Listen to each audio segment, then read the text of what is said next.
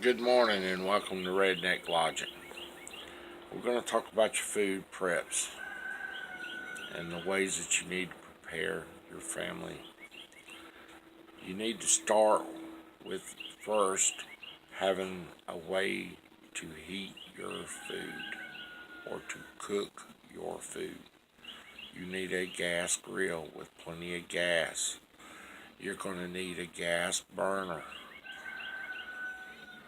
If nothing more, then you'll need it to heat water with, to drink your water, or to heat up a can of soup, or a can of vegetables, or fry you a can of Spam, or something of this nature. But you've got to have ways to heat your food. You can get by with as little as a hobo stove. A hobo stove is nothing more than a large coffee can with holes punched in it, where you can build a fire inside of it and put a skillet on it and cook or heat water with.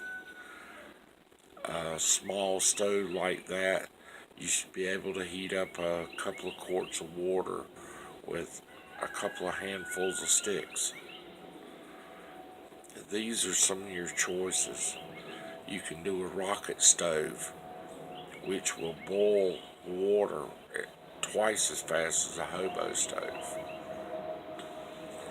So think about this. Think about buying just the extra food that you eat now. If you eat 3 or 4 cans of soup, 3 or 4 cans of vegetables, whatever kind you eat, a few cans of canned meat, whatever you eat in a week, buy a few extra cans every week until you get enough to last you a couple of weeks without having to buy any at all. That would be a great start for prepping. It will give you some assurance that in a natural disaster you'll have food that you can heat, prepare, cook, eat hot meals. That would be a great start for any beginning prepper. Eventually you may want to get into long-term food storage.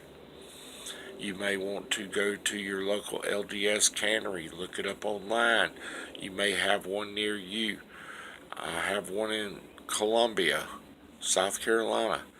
It's roughly 75 miles from my house. Me and my brother make a trip down there once a month. And we bought a case of food, spent $30 on it each time until we got enough built up to last us. These are some choices that you need to make for you and your family. You may want to go to a Sam's Club, buy a large 25-pound bag of rice, package it in Mylar bags, drop an oxygen absorber in it. I took my wife's old flat iron and sealed it up with it. Worked fine. These are some of your choices for longer term food storage. You may even want to get into, later on down the road, you may even want to get into a more self-sustainable lifestyle. You may want to plant a garden, save your seeds. It don't have to be a big garden. It's something you're going to have to learn anyway in the event of a SHTF. You're going to have to be able to grow your own food. You're going to have to be able to raise your own chickens. I have a few chickens now, and I raise chickens. I have a garden. I have a greenhouse. I raise food that I eat. And don't buy food you don't eat just in the event of something might happen. Buy food that you currently eat and rotate it out. Buy you some vitamin supplements, because in the event of a natural disaster or SHTF, you may not be getting the nutrition that your body is needing. And this would be a great supplement to your body to get the vitamins and minerals that you need to sustain life. So these are your choices. You can do all kind of things. I also buy food from Harmony. I think it's Harmony House. It's dried vegetables soup mix. I take a couple of tablespoons of it and throw it in with a package of ramen noodles just to get some extra vitamins and minerals mixed in with my ramen noodles. I dehydrate mushrooms. I like mushrooms, so I dehydrate mushrooms, and I keep mushrooms stored at the house a lot that way. You can add beef jerky to your ramen noodle soup. You can add diced ham, chicken. Whatever you eat is what you buy. Don't buy food you don't eat, just in case something may or may not happen. I eat ramen noodle soup occasionally, maybe once a week. I'll come in late and I don't want nothing heavy.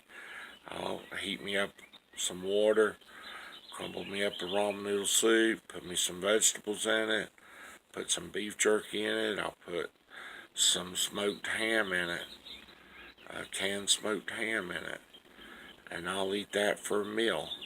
These are things that you can do and what you can decide on for you and your family. Just buy what you eat and buy extra. And then build yourself up till you got a year's worth of food, whether it be in long-term food storage or short-term.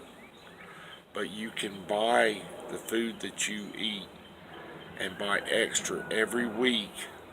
And if you did that with $20 a week, and inside of 2 months' time, you could have more than enough food to last you and your family 3 or 4 weeks even, depending on the size of your family. So these are some of your choices. And choose what's right for you and your family. Y'all take care. God bless. And we'll see you in the next video.